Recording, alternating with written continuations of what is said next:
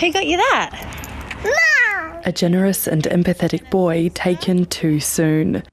This is how Bronwyn Helgeson describes her 5-year-old son Mason. He died 3 years ago from an undetected twisted bowel. The last thing as a parent you expect is your child to pass away. You know, no parent should outlive their child. And at that time as well, we had a 10-week-old baby. The community rallied around Miss Helgeson and her family to help cover funeral costs.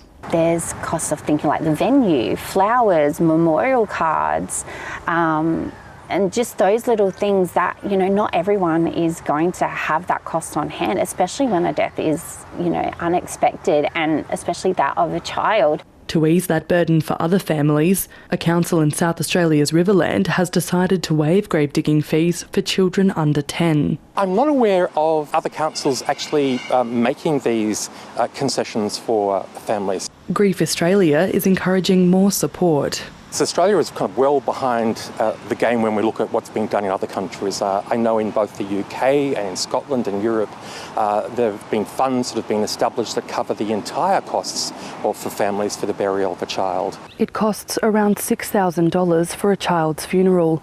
Some families are eligible for means-tested federal funding, but Bronwyn Helgeson says making support more accessible would make a significant difference to grieving families. I think if there was that relief of knowing that there's not that financial burden of having to pay for even just a basic funeral or burial cost, you know, I think that will definitely help.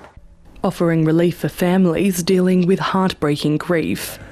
Amelia Walters, ABC News, Berry.